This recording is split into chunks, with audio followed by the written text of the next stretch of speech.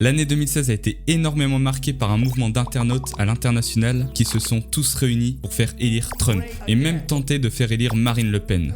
Et ils ont usé de stratégies en utilisant une arme qui paraît totalement inoffensive, mais en réalité qui est une arme totalement redoutable, le trolling. Et le symbole de cette immense mascarade, c'était Pepe the Frog, personnage que vous avez forcément dû voir au moins une fois, que ce soit sur des émotes Twitch, Discord ou sur n'importe quel forum. Et avant de rentrer dans le sujet, j'aimerais bien faire un petit récap de la provenance de Pepe the Frog, car c'est vraiment intéressant de voir comment a évolué ce mème. Alors Pepe est un personnage fictif créé en 2005 par Matt Fury et qui apparaît dans le comics Boys Club. Mais c'est en 2008 que son image commence à être pervertie en devenant un mème sur 4chan. Donc grosso modo 4chan c'est un forum un peu comme Reddit mais en 10 fois plus hardcore. Et la mascotte devient finalement un indicateur de sentiments tels que la joie, la tristesse, l'énervement, etc. D'ailleurs petite anecdote, en 2014, Katy Perry et Nicki Minaj ont tweeté avec Pepe the Frog, ce qui a fortement déplu aux utilisateurs. Et on a même le Figaro qui met en analogie ce rejet. Une fois qu'une blague entre copains fait aussi rire ses parents, des stars de la pop ou des marques, elle n'est plus drôle. Alors j'avais dit qu'en 2008 l'image était pervertie, mais on est bien loin du compte de ce qu'elle est actuellement. En 2016, Pepe the Frog a été utilisé comme symbole raciste par la droite alternative américaine. En tout cas, ce sont les médias qui l'ont décrite ainsi dans la presse, ce qui a été utilisé par une partie de l'extrême droite en sa faveur. Donc peu de temps après, Hillary Clinton mène une conférence dans laquelle un 4chaner crie Pepe pour la déconcentrer. Mais cela montre que ce n'est pas un mouvement uniquement virtuel, mais qu'il y a de réelles répercussions dans la vraie vie. Et donc le pauvre Matt Fury qui voit sa création totalement anéantie, décide de tuer symboliquement Pepe the Frog en réalisant une dernière planche dans laquelle on voit la grenouille allongée dans un cercueil.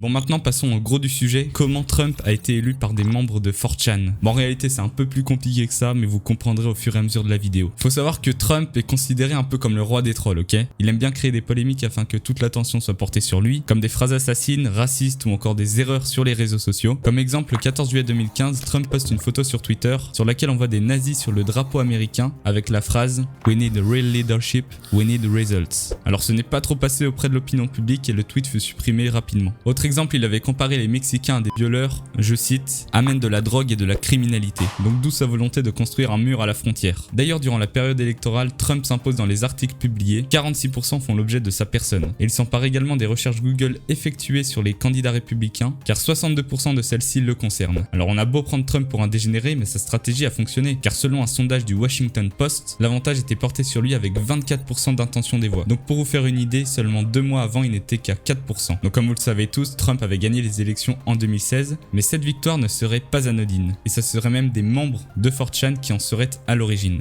Donc sur 4chan, on a ce qui s'appelle des fields, qui sont tout simplement des catégories sur le forum, et celle qui nous intéresse c'est Politically Incorrect. Et à savoir que c'est l'une des catégories les plus noires de la plateforme. Bon, on ne va pas passer par 4 chemins, des randoms se sont donnés cœurs et âmes dans la campagne de Donald Trump afin de le faire élire. C'est bon pour vous ?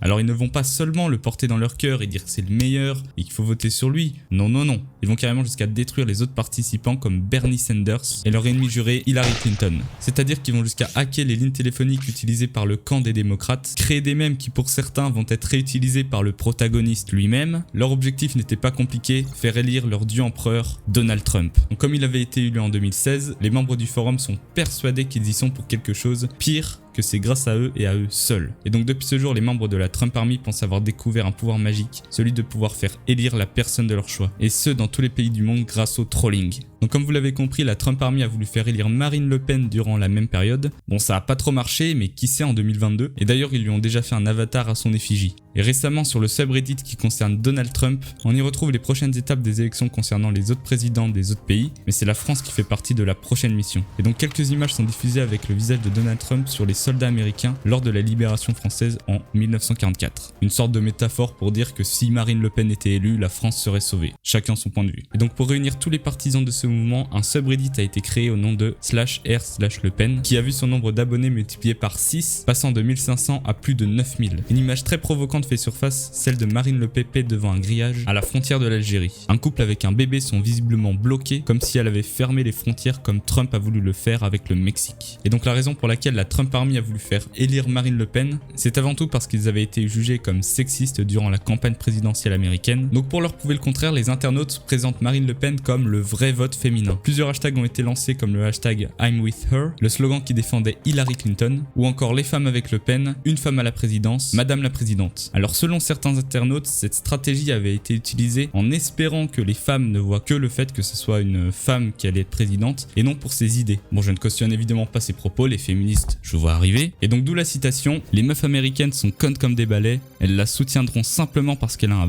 il n'y en a que peu qui iront vérifier qui elle est. À l'heure actuelle, on ne peut et on ne pourra sûrement jamais savoir le réel impact qu'a eu ce mouvement sur les élections. Effectivement, il n'y avait que 294 000 abonnés au subreddit sur plus de 125 millions de votants. Après, il ne faut pas oublier que le mème de la grenouille ainsi que toutes les idées qu'il y avait derrière ont été massivement publiées sur Twitter et Facebook. Et donc des millions d'internautes comme tes darons auraient pu être mis au courant. Quant à Le Pen, la propagande n'a sûrement pas été suffisante, mais qui sait en 2022, peut-être que 4chan n'a pas dit son dernier mot. À présent, je voulais vous faire part d'événements à la limite du surnaturel sur les mèmes et je rigole même pas. Le but de 4chan, c'est de changer le monde, avoir un impact sur la réalité. Et tout ça grâce aux mèmes. Ils auraient apparemment fait en sorte qu'un bombardement russe survienne en Syrie en 2016. Et donc tout ça en envoyant les positions d'une base rebelle syrienne au ministère de la Défense russe sur Twitter. Et donc depuis le mème de Trump mélangé à 50% avec PP, plusieurs coïncidences complètement folles ont commencé à se produire sur 4chan. Mais avant tout ça, vous avez besoin de connaître quelques termes. Les dubs. Lorsque vous postez quelque chose sur 4chan, un nombre constitué de 9 chiffres est attribué à celui-ci. Les internautes pouvaient donc faire des paris sur ce qu'ils allaient obtenir. Donc les dubs, c'est si vous aviez 2 chiffres identiques, les trips, c'est si vous en aviez 3, et ainsi de suite. Et si on gagne, on a donc un get. Et la deuxième chose que vous devez savoir, c'est le terme cake. Donc on parle pas du gâteau, hein. Ouais. Donc il est apparu sur le jeu World of Warcraft et donc grosso modo vous pouvez être dans un des deux camps qui sont ennemis entre eux, l'Alliance et la Horde. Sauf que vous ne pouvez pas communiquer avec les personnes de l'autre camp. En tout cas ce que vous dites est traduit dans une langue inventée en orc. Et donc lorsque les joueurs de la Horde écrivent LOL, et bien les joueurs de l'Alliance voient cake. Ok, donc maintenant vous avez le nécessaire pour tout comprendre. Donc je le rappelle, Pépé la grenouille est super lié à l'image de Donald Trump durant les présidentielles et plus la campagne avance, plus les internautes ont de la chance. Effectivement, les posts concernant Trump possèdent plus de gets que d'habitude et l'expression cake apparaît de plus en plus sous les provocations de Trump. Et donc jusqu'à présent on avait quelques dubs, trips par-ci par-là, mais le 19 juin 2015, un internaute a le get ultime avec les 9 mêmes chiffres, 9 fois le chiffre 7. Et la nouvelle coïncidence, un internaute poste une image d'une divinité égyptienne portant le nom de Kek et devinez quoi, elle a la tête d'une grenouille. Y'a rien qui vous choque. Non mais c'est trop. Et donc Kek porte le nom de porteur de lumière, ce qui évidemment représente Trump à leurs yeux. Et donc plus tard, un fil concernant l'adoration de Kek a été créé. Un internaute poste un message sur le /R9K qui demande si les utilisateurs avaient accepté Lord Kek, le dieu égyptien des ténèbres, dans leur vie. Bon, techniquement là ça va un peu loin, on est d'accord. Et donc les 4chaners ont par la suite perfectionné leur technique de déstabilisation de l'opposant et ont même créé un mot pour définir leur mouvement, le kekisme. Et donc un peu plus tard, Hillary Clinton fait un malaise, ce qui va montrer la puissance de leur mouvement, même s'il n'y a pas forcément de lien, on est d'accord. Et certains en deviennent même effrayés. Et d'ailleurs dans la journée, l'équipe de campagne d'Hillary Clinton va rédiger un pamphlet à l'égard de Pépé la grenouille, ce qui va leur donner encore plus ce symbole de puissance qu'ils avaient déjà acquis avec le temps. Une vraie guerre est déclarée et d'ailleurs les internautes vont même donner l'image du dieu Moloch à Hillary Clinton qui est une image péjorative, vous l'aurez compris. Un membre de 4chan résume la situation complètement loufoque. Nous sommes les témoins de ce qui restera comme l'événement le plus important de l'histoire du 21e siècle. Les historiens liront les archives des image boards en essayant de reconstruire ce qui s'est produit ici. Un champ entier d'études sera dédié à la magie des mèmes et son influence sur le 21e siècle. Donc clairement pour eux, ils n'ont pas vécu une simple élection mais une véritable guerre contre l'opposant. Ils en ont même créé une phrase « Je suis un vétéran de la grande guerre des mèmes ». Et 50 ans plus tard, ils raconteront leur terrible mission à leurs petits-enfants au coin du feu.